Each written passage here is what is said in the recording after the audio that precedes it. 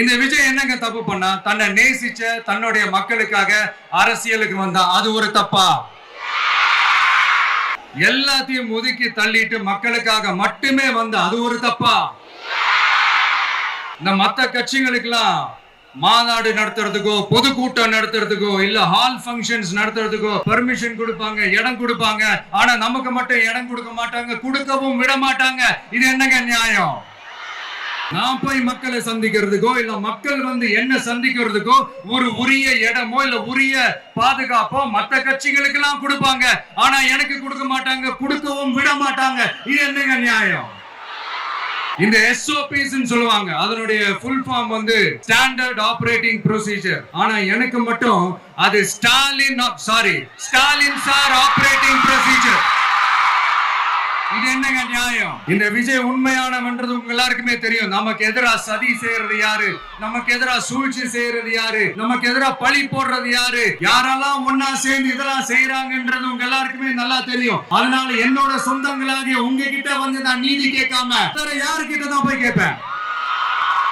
செல்ஃபே எடுக்காத ஒரு கூட்டணி கணக்கு, செல்ஃபே எடுக்காத ஒரு அறத பழைய அரித்மெட்டிக் கணக்கு, இதெல்லாம் வேலைக்கே ஆகாது. ஆணித்தரமா அடிச்சு சொல்றேன். அப்புறம் காசு கொடுத்து ஓட்டு வாங்கிடலாம்னு கனவு காண்றாங்கல்ல, அதுவும் இந்த விஜய் வந்ததுக்கு அப்புறம் நடக்கவே நடக்காது. வண்டி வண்டியா கொண்டாந்து கூட்டுவாங்க. 1000, 2000, 3000, 4000, 5000 சாமி மேல சத்தியெல்லாம் வாங்குவாங்க. அப்படிதான் இத்தனை வருஷமா உங்களை ஏமாத்தி இருக்கிறாங்க. வாங்கிக்கங்க, சந்தோஷமா வாங்கிக்கங்க. எல்லாம் உங்க பணம் தான். வாங்கிக்கிட்டு அவங்க காதிலே விசில ஊதி அனுப்புங்க. அவங்க செவிலே விசில ஊதி அனுப்புங்க. 4.5 வருஷம் ஆச்சு, 4.25 வருஷத்துக்கு மேல ஆகுது. இப்போ ஒவ்வொரு வீட்டு கதவையா தட்டி உங்கள் கனவுகளை சொல்லுங்கள், உங்கள் கனவுகளை சொல்லுங்கள், நாங்கள் அதை நிறைவேற்றி காட்டுறோம். இல்ல ஸ்டாலின் சாருக்கு மக்கள் சார்பா ஒரு கேள்வி, மக்களுடைய கனவு என்னன்னு உங்களுக்கு தெரியுமா சார்? அவங்க என்ன நினைக்கிறாங்கன்னு உங்களுக்கு தெரியாது, அதுக்கப்புறம் எப்படி அவங்க கனவுகளை பத்தி உங்களுக்கு தெரியும்? மக்களோட கனவு என்னன்னு நான் சொல்லட்டுமா சார்?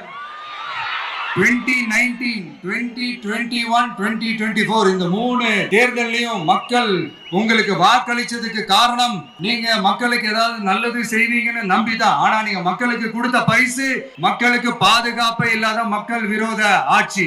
அந்த மக்கள் விரோத ஆட்சியை அகற்றிட்டு அந்த இடத்தில் தமிழக வெற்றி கழகத்தை ஆட்சி பீடத்தில் அமைக்கணும் அப்படின்றதுதான் மக்களுடைய ஒரே கனவு.